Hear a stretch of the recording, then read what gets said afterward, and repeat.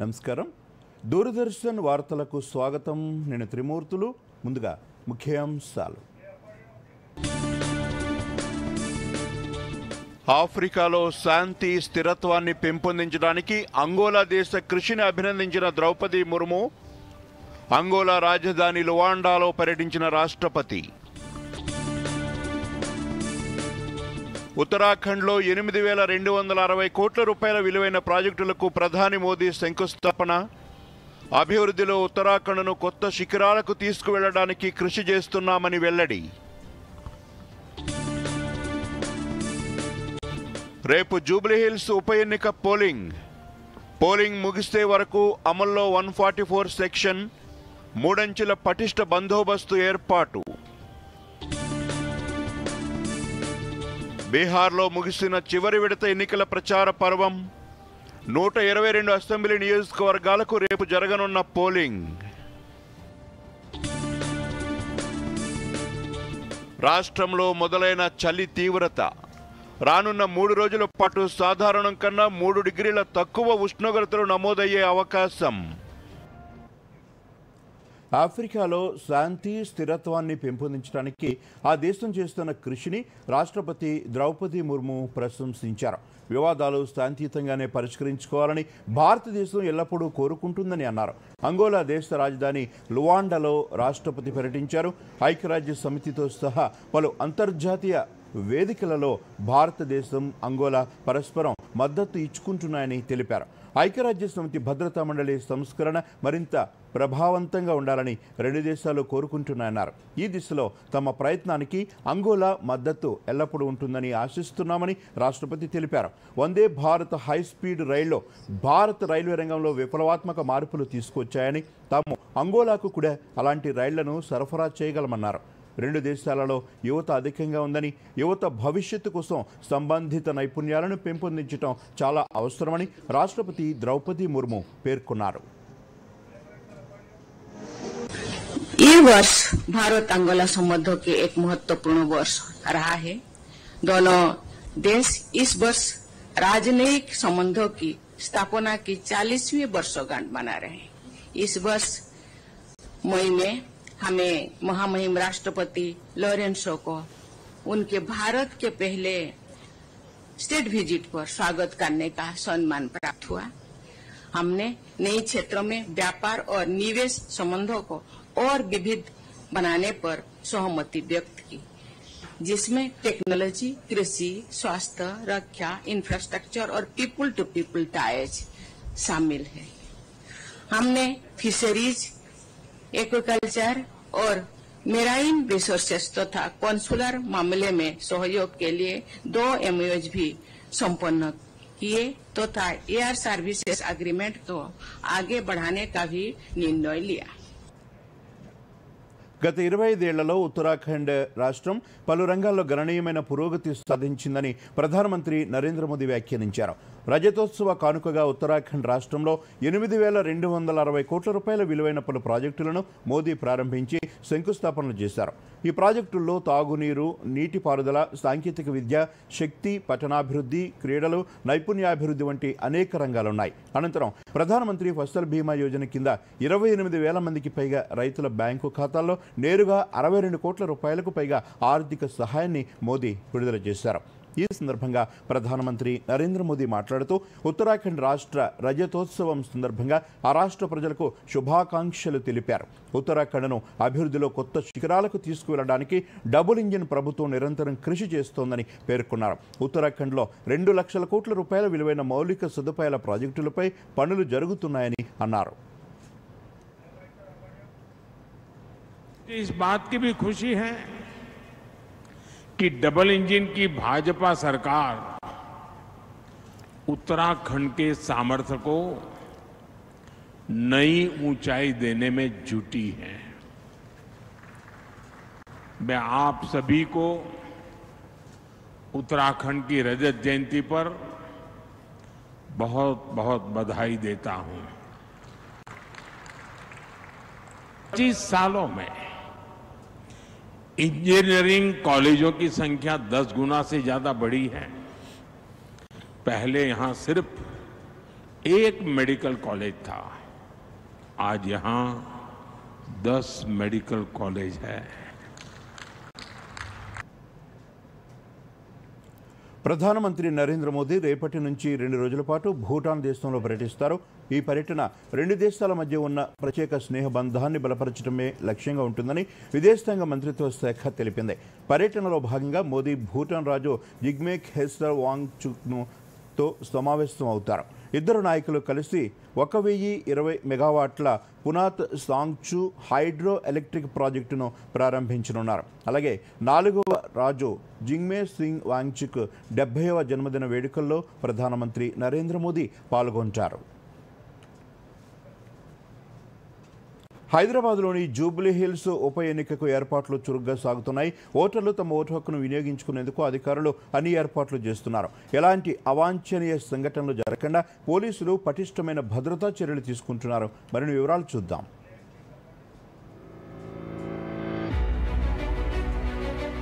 హైదరాబాద్లోని Jubilee hills assembly నియోజకవర్గ ఉప ఎన్నిక నేపథ్యంలో ఎన్నికల అధికారులు అన్ని ఏర్పాట్లు చేస్తున్నారు. నియోజకవర్గంలో మొత్తం 4,01,365 మంది ఓటర్లున్నారు. వీరిలో పురుషులు 2,08,561, మహిళలు 1,92,779 కాగా ఇతరులు 25 మంది ఉన్నారు. వీరు తమ ఓటు హక్కును వినియోగించుకునేందుకు మొత్తం 407 పోలింగ్ కేంద్రాలను ఏర్పాటు చేశారు. వీటిలో 54 కేంద్రాలను సమస్యాత్మకమైనవిగా గుర్తించి ఆ ప్రాంతాల్లో పటిష్ట భద్రతా ఏర్పాట్లు చేశారు. పటిష్టమైన పర్యవేక్షణ కోసం 45 ఫ్లయింగ్ స్క్వాడ్లు, 45 స్టాటిక్ సర్వేలైన్స్ బృందాలను ఏర్పాటు చేశారు. ఈ బృందాల వాహనాలకు జీపీఎస్, పీటీజెడ్ కెమెరాలను అమర్చి జీహెచ్ఎంసీ ప్రధాన కార్యాలయంలో కంట్రోల్ రూమ్ నుంచి 24 గంటలు పర్యవేక్షిస్తున్నారు. నియోజకవర్గంలో సమస్యాత్మక ప్రాంతాలను గుర్తించిన పోలీసులు అక్కడ రెండంచెల భద్రతను ఏర్పాటు చేశారు. 139 డ్రోన్లతో పటిష్టమైన నిఘా ఏర్పాటు చేశారు. ఆదివారం సాయంత్రం 5 గంటల తర్వాత 144 సెక్షన్ అమల్లోకి వచ్చింది. నియోజకవర్గంలో మొత్తం 1600 మంది పోలీసులను బందోబస్తుకు నియమించారు. వీరుగాక సున్నిత ప్రాంతాల్లో ఎలాంటి అవాంఛనీయ సంఘటనలు జరగకుండా పెట్రోలింగ్ బృందాలు, ఫ్లయింగ్ స్క్వాడ్స్ ఉంటాయి. వీరితో పాటు 8 కంపెనీల కేంద్ర సాయుధ బలగాలు, క్విక్ రెస్పాన్స్ టీమ్స్ ని మోహరిస్తున్నారు. అలాగే ఆదివారం సాయంత్రం 6 గంటల నుంచి 11వ తేదీ సాయంత్రం 6 గంటల వరకు, అదేవిధంగా 14వ తేదీ ఉదయం 6 గంటల నుంచి 15వ తేదీ ఉదయం 6 గంటల వరకు మద్యం దుకాణాలు మూసివేయనున్నట్లు పోలీసు అధికారులు తెలిపారు. ఈ నెల 11న నియోజకవర్గంలోని అన్ని ప్రభుత్వ కార్యాలయాలు, సంస్థలు, పాఠశాలలకు సెలవులు ప్రకటించారు. పోలింగ్కు ముందు రోజైన ఈ నెల 10న పోలింగ్ కేంద్రాలు ఏర్పాటు చేసిన స్కూళ్లు, ఆఫీసులకు మాత్రమే సెలవివ్వగా పోలింగ్ రోజు 11వ తేదీన నియోజకవర్గ వ్యాప్తంగా అన్ని ప్రభుత్వ, ప్రైవేటు పాఠశాలలు, ఆఫీసులకు, సంస్థలకు సెలవిచ్చారు. కాగా 14వ తేదీన కౌంటింగ్ నాడు లెక్కింపు కేంద్రాలు ఏర్పాటు చేసిన చోట మాత్రమే సెలవు ప్రకటించారు. ఆయా చోట్ల పనిచేసే ఉద్యోగులకు పెయిడ్ హాలిడే ఇవ్వాలని కలెక్టర్ ఉత్తర్వులు జారీ చేశారు. జూబ్లీహిల్స్లో ముఖ్యమంత్రితో సహా పలువురు ప్రముఖులు నివాసం ఉండడంతో ఎన్నికల అధికారులు, పోలీసు అధికారులు అన్ని జాగ్రత్తలు తీసుకుంటున్నారు. Bureau report, Doordarshan news. Azharuddin నేడు మంత్రిగా బాధ్యతలు స్వీకరించనున్నారు. అజహరుద్దీన్కు మైనార్టీల సంక్షేమం, పబ్లిక్ ఎంటర్ప్రైజెస్ శాఖలను రాష్ట్ర ప్రభుత్వం కేటాయించింది. అజహరుద్దీన్ గత నెల 31న మంత్రిగా ప్రమాణ స్వీకారం చేశారు. కాగా పబ్లిక్ ఎంటర్ప్రైజెస్ శాఖ ముఖ్యమంత్రి రేవంత్ రెడ్డి దగ్గర, మైనార్టీల సంక్షేమ శాఖ మంత్రి అడ్లూరి లక్ష్మణ్ కుమార్ వద్ద ఉండేది. తాజాగా అజహరుద్దీన్కు ఆ శాఖలను కేటాయించారు. ఇప్పుడు సీఎం రేవంత్ వద్ద హోం, విద్య, శాంతి భద్రతలు, వాణిజ్య పన్నులు, పురపాలక, సాధారణ పరిపాలన శాఖలతో పాటు ఇతర మంత్రులకు కేటాయించని శాఖలు కూడా మిగిలి ఉన్నాయి. అడ్లూరి లక్ష్మణ్ కుమార్ వద్ద ఎస్సీ, ఎస్టీ, బీసీ, వికలాంగ, వయోవృద్ధుల, ట్రాన్స్జెండర్ల సంక్షేమ శాఖలు మిగిలాయి. రాష్ట్రంలోని యూనివర్సిటీల్లో post graduate, MA, MSc, MCom, MLISc తదితర కోర్సుల్లో ప్రవేశాలకు నిర్వహించిన సిసి గెట్ 2025 తుది విడతలో 6,943 మంది సీట్లు పొందినట్లు CP GET 2025 convener professor Pandurangareddy తెలిపారు. తుది విడతలో మొత్తం 13,542 మంది వెబ్ ఆప్షన్లు వినియోగించుకున్నారని తెలియజేశారు. సీటు పొందిన విద్యార్థులు నిర్దేశించిన కోర్సు కాలేజీ ఫీజును ఆన్లైన్ ద్వారా చెల్లించాల్సి ఉంటుందని, ఫీజు చెల్లించిన తర్వాత అభ్యర్థులు తమ అసలు టీసీని ఈ నెల 11 లోపు సంబంధిత కాలేజీలలో సమర్పించాలని, రిపోర్టు చేయాలని సూచించారు. తెలంగాణ టీచర్ ఎలిజిబిలిటీ టెస్ట్ 2 నిర్వహణకు రంగం సిద్ధమైంది. విద్యాశాఖ ప్రభుత్వానికి ప్రతిపాదనలు పంపింది. ఏటా 2 సార్లు టెట్ నిర్వహించాల్సి ఉండగా ఈ ఏడాది 2వ విడత నోటిఫికేషన్ రిలీజ్ కోసం అధికారులు ఫైల్ రెడీ చేశారు. ఈ విడతలో టీచర్లకు టెట్ రాసే అవకాశం కల్పించనున్నారు. ఇందుకోసం టెట్ అర్హతలు, నిబంధనలకు సంబంధించిన జీవో సమర్పించాల్సి ఉంటుందని విద్యాశాఖ అధికారులు తెలిపారు. రాష్ట్రంలో 45 మంది ఉపాధ్యాయులు పరీక్ష రాయనున్నారని వెల్లడించారు. ప్రభుత్వం అనుమతిస్తే వారంలోగా నోటిఫికేషన్ జారీ చేయనున్నామని పేర్కొన్నారు. భారత రాష్ట్ర సమితితో రాజకీయంగా తనకు ఎలాంటి సంబంధము లేదని తెలంగాణ జాగృతి అధ్యక్షురాలు కల్వకుంట్ల కవిత స్పష్టం చేశారు. హనుమకొండలో మీడియాతో మాట్లాడిన కవిత బీఆర్ఎస్ నుంచి అవమానకరంగా బయటకు పంపినట్లు పేర్కొన్నారు. తప్పు చేస్తే నోటీసు ఇవ్వాల్సిందని, అడగకుండానే సస్పెండ్ చేశారని, పార్టీలో ఉన్నప్పుడు ప్రోటోకాల్ పేరుతో నిజామాబాద్కే పరిమితం చేశారని ఆరోపించారు. ప్రస్తుతం బీఆర్ఎస్తో ఎలాంటి సంబంధము లేదని స్పష్టం చేశారు. అధికారం శాశ్వతం కాదని, అలా అనుకున్న వారిని ప్రజలు ఇంట్లో కూర్చోబెట్టారని గుర్తు చేశారు. ప్రజా సమస్యలపై పోరాడుతానని, ఆడపిల్లలు తలుచుకుంటే రాజకీయాలు ఎలా చేస్తారో చేసి చూపిస్తానని కవిత స్పష్టం చేశారు. అడగాలి కదా, ఒక షోకాజ్ నోటీస్ అయితే ఇవ్వాలి కదా. డైరెక్ట్గా సస్పెండ్ చేయడం అన్నది చాలా అవమానకరం అన్న. నేను కూడా తెలంగాణ బిడ్డనే, ఆకలినైనా తట్టుకుంటాం కానీ అవమానాన్ని తట్టుకోలేం కదా. అందుకే నేను కూడా ఎమ్మెల్సీ పదవికి రాజీనామా చేసిన అన్న. డెఫినెట్గా పార్టీ ప్రాథమిక సభ్యత్వానికి రాజీనామా చేసిన. నేను కేసీఆర్ బిడ్డను అవడం నా అదృష్టం, 101%, డౌట్ లేదు. కేసీఆర్ గారు తండ్రిగా పిలిస్తే ఖచ్చితంగా వెళ్తాను. రాజకీయంగా చర్చించడానికి ఏమీ లేదు. చర్చించేటటువంటి నావ దాటిపోయింది కదా, నా టైం దాటిపోయింది. తండ్రిగా పిలిస్తే ఖచ్చితంగా వెళ్తాను. తండ్రిగా, తల్లిగా వారిద్దరిని చూసుకోవడం, వారికి ఆరోగ్యపరంగా కానీ ఇతరత్ర ఏమైనా ఇష్యూస్ ఉన్నా కూడా ఖచ్చితంగా పోతాను. నేను బిడ్డను, దానిలో ఏముంది. పాలిటిక్స్ వేరు, పర్సనల్ వేరు. పొలిటికల్గా మాత్రం బీఆర్ఎస్ పార్టీతో నాకు ఎటువంటి సంబంధం లేదు. సిటీ పోలీసుల ఆధ్వర్యంలో సైబర్ క్రైమ్ నియంత్రణపై నిర్వహించిన అవగాహన కార్యక్రమాన్ని డీజీపీ శివధర్ రెడ్డి ప్రారంభించారు. ఈ సందర్భంగా సిపి సజ్జనార్ మాట్లాడుతూ పెట్టుబడుల పేరుతో అనేక యాప్ల్లో ప్రజలు మోసపోతున్నారని పేర్కొన్నారు. హైదరాబాద్లో రోజు కోట్లాది రూపాయల విలువైన సైబర్ నేరాలు జరుగుతున్నాయని తెలిపారు. డబ్బు ఊరికే రాదు, పెట్టుబడి పెట్టే ముందు జాగ్రత్తలు తీసుకోండి అని సూచించారు. ఏపీకే ఫైళ్ల వల్ల కూడా మోసాలు జరుగుతున్నాయని వివరించారు. సైబర్ క్రైమ్స్ అవేర్నెస్ ప్రోగ్రామ్ని లాంచ్ చేయడం జరిగింది. ప్రజలు ఒక అవేర్నెస్ తీసుకోవడానికి ఈరోజు జలవాయు టవర్స్లో ఇనిషియేటివ్ తీసుకోవడం జరిగింది. ఈరోజు ఈ కార్యక్రమాన్ని మన రాష్ట్ర DGP Shri Sundar Reddy sir inaugurate చేయడం జరిగింది. అదేవిధంగా మనము ఈ ఒక వాలంటీరింగ్ ఇనిషియేటివ్ కూడా ఈరోజు స్టార్ట్ చేయడం జరిగింది, సైబర్ సింబా అని చెప్పి. ఎందుకంటే ప్రతి ఒక్కరు కూడా ఈరోజు ఏ ఫ్యామిలీలు కూడా ఈ సైబర్ క్రైమ్కి గురి కాకుండా ఉన్న వాళ్ళు ఎవరు లేరు.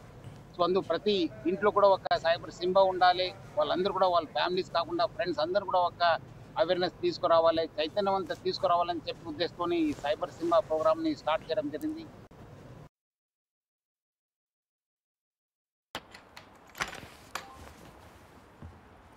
చెప్పి విసిగిపోయా. ఏమైంది?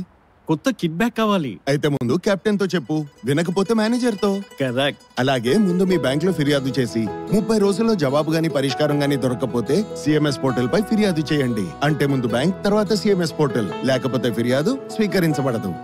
వెళ్దామా? ఇదిగో వచ్చేసింది కొత్త కిట్ బ్యాక్. ఆర్బీఐ అంటోంది, ముందు మీ బ్యాంక్, తర్వాత ఆర్బీఐ అంబుడ్స్మన్.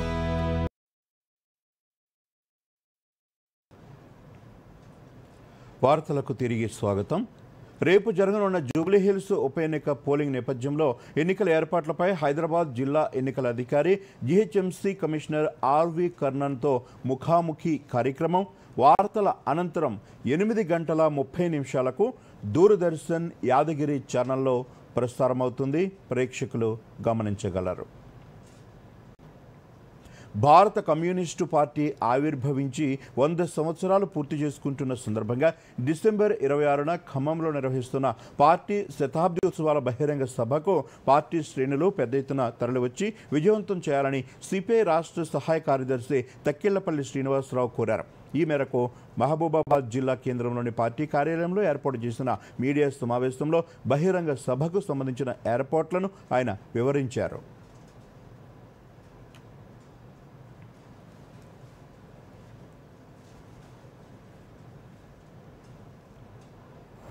జాతీయ స్థాయి ముగింపు ఉత్సవాలు ఖమ్మంలో డిసెంబర్ 26వ తారీఖు నాడు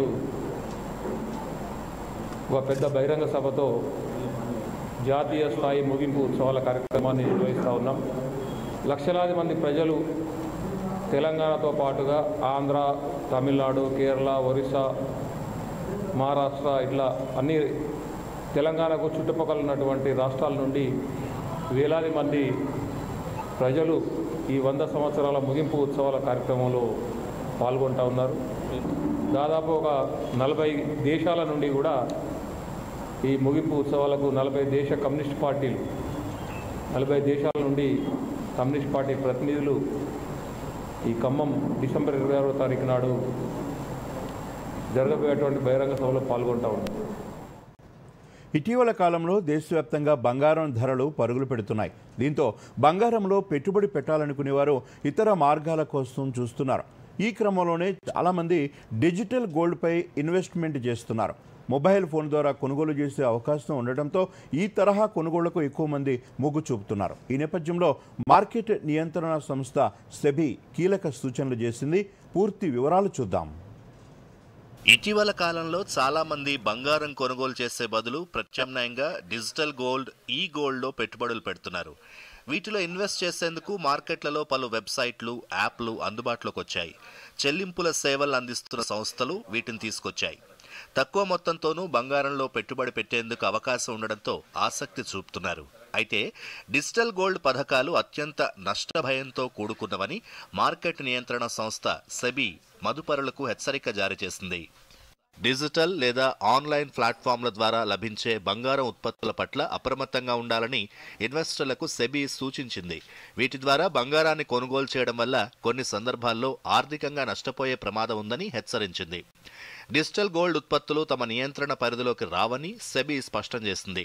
ప్రస్తుత చట్టాల ప్రకారం డిజిటల్ గోల్డ్ పెట్టుబడులు సెక్యూరిటీలు గాని, కమోడిటీ డెరివేటివ్లు గాని కావని, కాబట్టి వాటికి సెబీ నియంత్రణ వర్తించదని వెల్లడించింది. అవి పూర్తిగా సెబీ వెలుపల పనిచేస్తాయని పేర్కొంది. అలాంటి ఉత్పత్తులకు సెక్యూరిటీల మార్కెట్ పరిధిలోని పెట్టుబడిదారులకు అందించే రక్షణ విధానాలేవి వర్తించవని ప్రకటనలో తెలిపింది.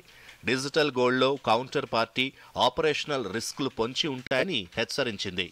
డిజిటల్ గోల్డ్ లేదా ఈ గోల్డ్పై పెట్టుబడి పెట్టాలనుకునేవారు ముందుగా ఆ సంస్థకు సెబీ రిజిస్ట్రేషన్ ఉందో లేదో తనిఖీ చేసుకోవాలి. ఆన్లైన్ ప్లాట్ఫామ్ల విషయంలో జాగ్రత్త వహించాలి. గోల్డ్ ఈటీఎఫ్లు, ఈజీఆర్లను డీమ్యాట్ ఖాతా ద్వారానే కొనుగోలు చేయండి. ఆన్లైన్లో ఆకర్షణీయమైన ఆఫర్లు చూసి వెంటనే పెట్టుబడి పెట్టకుండా సంస్థ ప్రామాణికతను తనిఖీ చేయాలి. ఇప్పటికే ఇలాంటి పథకాల్లో మదుపు చేస్తే అప్రమత్తతగా ఉండాలి. పెద్దగా పేరులేని సంస్థల్లో పెట్టుబడులు పెట్టుంటే వాటిని వెనక్కి తీసుకునే ప్రయత్నం చేయాలి. ఈ మొత్తాన్ని సెబీ నియంత్రణ పరిధిలోని మ్యూచువల్ ఫండ్ సంస్థలు అందించే గోల్డ్ ఫండ్లు లేదా గోల్డ్ ఈటీఎఫ్, ఎఫ్ఓఎఫ్లోకి మళ్లించాలి. బంగారంలో పెట్టుబడి కోసం సురక్షిత మార్గాలను ఎంచుకోవాలని సెబీ సూచించింది. డిజిటల్ లేదా ఆన్లైన్ ప్లాట్ఫామ్లలో లభించే బంగారం ఉత్పత్తుల పట్ల అప్రమత్తంగా ఉండాలని సెబీ ఇన్వెస్టర్లకు సూచించింది. Bureau report, Doordarshan news.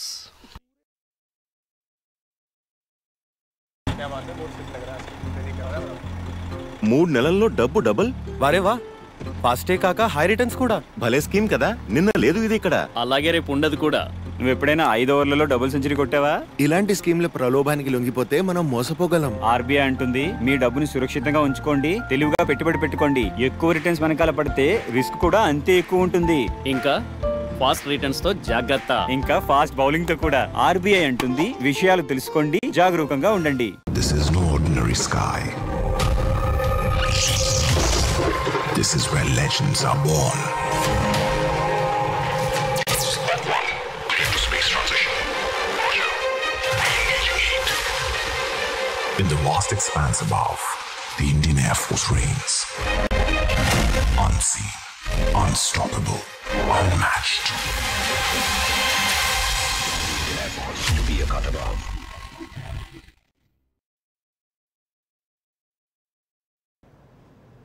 Welcome back. బహుభార్యత్వం నిషేధం దిశగా అస్సాం అడుగులు వేస్తోంది. దీనికి సంబంధించిన బిల్లు ఈ నెల 25న అసెంబ్లీలో ప్రవేశపెట్టేందుకు మంత్రివర్గం ఆమోదం తెలిపినట్లు ముఖ్యమంత్రి హిమంత బిశ్వ శర్మ వెల్లడించారు. ఇది అమల్లోకి వస్తే సంబంధిత కేసుల్లో దోషిగా తేలిన వారికి 7 ఏళ్ల పాటు కఠిన కారాగార శిక్ష ఉంటుందని తెలిపారు. కొత్తగా నిధిని ఏర్పాటు చేస్తే బాధిత మహిళలకు పరిహారం కూడా అందజేస్తామని ఓ మీడియా సమావేశంలో చెప్పారు. బీహార్ అసెంబ్లీ ఎన్నికలకు సంబంధించిన చివరి విడత ఎన్నికల ప్రచారం నిన్నటితో ముగిసింది. ఈ విడతలో కీలకమైన అనేక నియోజకవర్గాలు ఉండటంతో ప్రధాన రాజకీయ పార్టీల నాయకులు చివరి నిమిషం వరకు పెద్ద ఎత్తున సభలు, రోడ్ షోలు నిర్వహించారు. ఈ నెల 11న 20 జిల్లాల్లో 122 అసెంబ్లీ నియోజకవర్గాల్లో పోలింగ్ జరగనుంది. ఈ రెండో విడత ఎన్నికలో 136 మంది మహిళలు సహా 1302 మంది అభ్యర్థులు బరిలో ఉన్నారు. ఈ విడతలో 3,70,00,000 మందికి పైగా ఓటు హక్కు వినియోగించుకున్నారు. ఈ ఎన్నికల కోసం రాష్ట్ర ఎన్నికల సంఘం మొత్తం 45,399 పోలింగ్ కేంద్రాలను ఏర్పాటు చేసింది. భద్రతా దళాలు, ఎన్నికల సిబ్బంది తుది ఏర్పాట్లలో నిమగ్నమై ఉన్నారు. ప్రతి పోలింగ్ కేంద్రంలోనూ సీసీటీవీ పర్యవేక్షణ, మహిళా పోలింగ్ బూత్లు, ప్రత్యేక సహాయక కేంద్రాలను ఏర్పాటు చేసినట్లు అధికారులు తెలిపారు. సమాజంలో విభేదాలను తొలగించేందుకు సంఘ్ డైలాగ్స్ ప్రారంభిస్తుందని ఆర్ఎస్ఎస్ సర్ సంఘ్ చాలక్ మోహన్ భగవత్ తెలిపారు. బెంగళూరులో సంఘ్ యాత్ర 100 సంవత్సరాలు న్యూ హోరిజాన్స్ కార్యక్రమంలో మోహన్ భగవత్ మాట్లాడుతూ సామాజిక సామరస్యం కోసం విభేదాలను అధిగమించేందుకు పనిచేస్తామని చెప్పారు. 1857 స్వాతంత్ర సంగ్రామంలో హిందువులు, ముస్లింలు ఏకమై బ్రిటిష్లకు వ్యతిరేకంగా పోరాడారని గుర్తు చేశారు. ఈ ఐక్యతను చూసిన బ్రిటిష్ వారు సమాజంలో విభజనలను పెంచారని పేర్కొన్నారు. విభేదాలను తగ్గించేందుకు సంఘం అవుట్రీచ్ కార్యక్రమం చేపడుతుందని ఆర్ఎస్ఎస్ సర్ సంఘ్ చాలక్ తెలిపారు. సద్భావన కార్యక్రమంలో బ్లాక్ స్థాయిలో అనేక మంది నాయకులతో సంప్రదింపులు జరుపుతామని వివరించారు. సమాజ సామరస్యానికి పౌర సమాజం సహకరించాలని ఆర్ఎస్ఎస్ సర్ సంఘ్ చాలక్ మోహన్ భగవత్ కోరారు.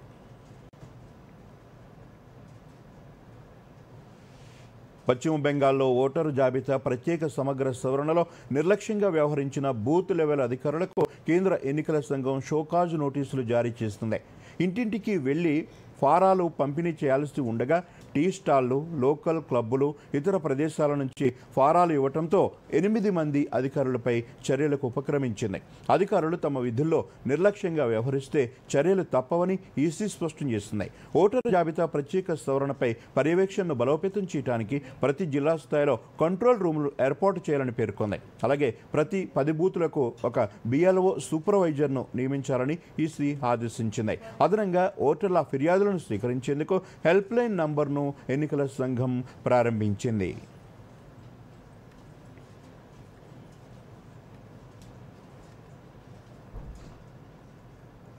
రాష్ట్ర వ్యాప్తంగా చలి తీవ్రత పెరిగింది. పలు ప్రాంతాల్లో అత్యల్ప ఉష్ణోగ్రతలు నమోదవుతున్నాయి. రానున్న రోజుల్లో పలు ప్రాంతాల్లో ఉష్ణోగ్రతలు సింగిల్ డిజిట్కు పడిపోయే అవకాశం ఉందని వాతావరణ శాఖ వెల్లడించింది. ఈ నేపథ్యంలో శీతాకాలంలో తీసుకోవాల్సిన జాగ్రత్తలపై దూరదర్శన్ ప్రత్యేక కథనం. తెలంగాణలో చలి పంజా విసురుతోంది. రానున్న రోజుల్లో రాష్ట్ర వ్యాప్తంగా చలి తీవ్రత మరింత పెరిగే అవకాశం ఉందని వాతావరణ కేంద్రం వెల్లడించింది. అయితే శీతాకాలం వచ్చిందంటే చాలు అనేక అనారోగ్య సమస్యలు చుట్టుముడతాయి. జలుబు, దగ్గు నుంచి ఆస్తమా వరకు అనేక సమస్యలు ఇబ్బందులు పెడతాయి. చర్మం ఎక్కువగా పొడిబారడం, పగుళ్లు ఏర్పడడం, విటమిన్ లోపాలు ఏర్పడతాయి. ఇలాంటి సమస్యల బారిన పడకుండా తగిన జాగ్రత్తలు తీసుకోవాలని నిపుణులు సూచిస్తున్నారు. ఉదయం, రాత్రి భోజనం తర్వాత ఏదైనా ఒక పండుని తప్పనిసరిగా తీసుకోవాలి. వీలైనంత వరకు తక్కువ ఆహారాన్ని ఎక్కువ పోషకాలు అందే విధంగా ఎక్కువ సార్లు తీసుకోవాలి. శరీరంలో వేడిని ఉత్పత్తి చేసేందుకు వేడి సూప్లు, గోరువెచ్చని నీరు, ఆరోగ్యకరమైన ఆహారం తీసుకోవాలి. శీతల పానీయాలు, ఐస్ క్రీంలకు దూరంగా ఉండాలి. వృద్ధులు, చిన్నపిల్లలు అత్యవసరమైతే తప్ప ఉదయం త్వరగా, రాత్రి పొద్దుపోయిన తర్వాత బయటకు వెళ్లడం మానుకోవాలి. వీలైనంత వరకు సూర్యుడు కాస్త వెలుగులోకి వచ్చిన సమయంలోనే జాగింగ్, వ్యాయామం చేయాలి. చలికాలంలో వేడి నీటితో కాకుండా గోరువెచ్చటి నీటితో మాత్రమే స్నానం చేయాలి. స్నానం చేసిన 15 నిమిషాల తర్వాత లోషన్లు, మాయిశ్చరైజర్లు చర్మానికి పెట్టుకోవాలి. బయటకు వెళ్లి వ్యాయామం చేయలేని వారు ఇంట్లోనే వాకింగ్, యోగా లాంటివి చేయాలి. పాదాలు పొడిబారడం, పగుళ్లు ఏర్పడకుండా ఉండేందుకు గోరువెచ్చటి నీటిలో ఉప్పు వేసి 15 నిమిషాలు ఉంచాలి. బయటకు వెళ్లే సమయంలో స్వెటర్లు, గ్లౌజులు, కోట్లు ధరించాలి. అందం, ఆహారం విషయంలో సరైన నియమాలు పాటించడం వల్ల శీతాకాలాన్ని మనకు అనుకూలంగా మార్చుకోవచ్చని నిపుణులు చెప్తున్నారు. Bureau report, Doordarshan news. ఇప్పుడు వాణిజ్య వార్తల సమాహారం బిజినెస్ న్యూస్ చూద్దాం.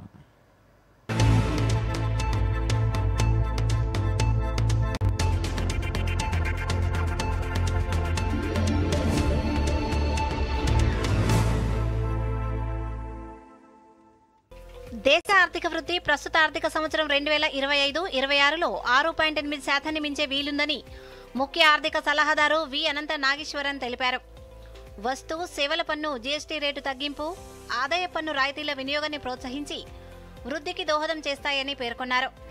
రెండో త్రైమాసిక గణాంకాలు వచ్చిన తర్వాత 7% దగ్గరగా వెళ్లే అవకాశమూ ఉందని నాగేశ్వరన్ తెలిపారు. ఈ ఏడాది జూలై నుంచి డిజిటల్ మోసాల సంఘటనలు పెరిగాయని reserve bank of India deputy governor T Ravishankar తెలిపారు.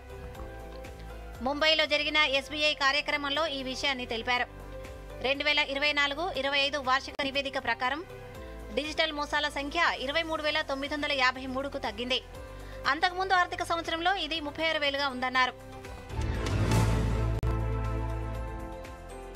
గెయిల్ తదుపరి సీఎండీగా దీపక్ గుప్తా పేరు ఖరారైంది. ప్రభుత్వ రంగ సంస్థల నియామక బోర్డు ఆయన పేరును కేంద్ర ప్రభుత్వానికి సిఫార్సు చేసింది. ఈ పదవి కోసం మొత్తం 12 మంది పోటీ పడగా ప్రస్తుతం అదే సంస్థలో ప్రాజెక్టు డైరెక్టర్గా సేవలందిస్తున్న దీపక్ పేరును పీఈఎస్బీ ఖరారు చేసింది. ఢిల్లీ కాలేజ్ ఆఫ్ ఇంజనీరింగ్లో మెకానికల్ ఇంజనీరింగ్ చేసిన దీపక్కు చమురు, గ్యాస్ రంగంలో 35 ఏళ్ల సుదీర్ఘ అనుభవం ఉంది. దేశీయంగా రూపొందించిన తేలికపాటి యుద్ధ విమానం తేజస్ కోసం 113 జెట్ ఇంజన్ల కొనుగోలుకు అమెరికాకు చెందిన జీఈ ఏరోస్పేస్తో హిందుస్థాన్ ఏరోనాటిక్స్ లిమిటెడ్ కీలక ఒప్పందం కుదుర్చుకుంది. దీని విలువ 8,870 కోట్లు. దీని కింద F404 జీఈ IN-20 శ్రేణి ఇంజన్లను భారత్కు జీఈ అందిస్తుంది. 2027 నుంచి వీటి సరఫరా మొదలై 2032 కల్లా పూర్తవుతుంది.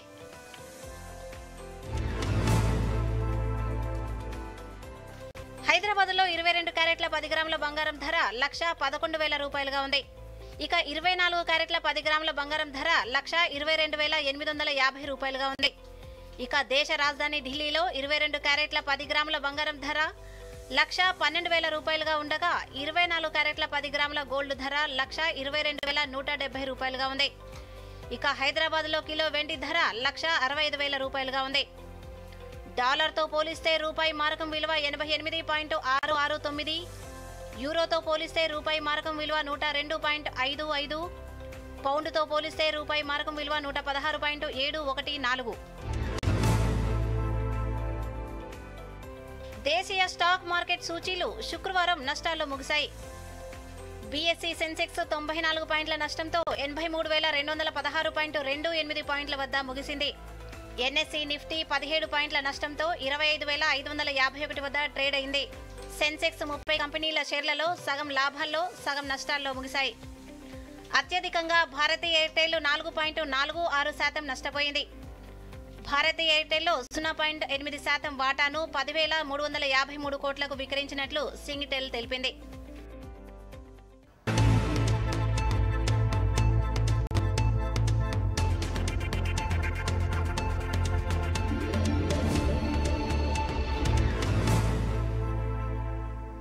ఇక మరోమారు ముఖ్యాంశాలతో వార్తలు ముగిద్దాం. నమస్కారం. ఇప్పుడు వార్తలు ఎక్కడైనా ఎప్పుడైనా DD న్యూస్ ఇప్పుడు మీ చేతిలో.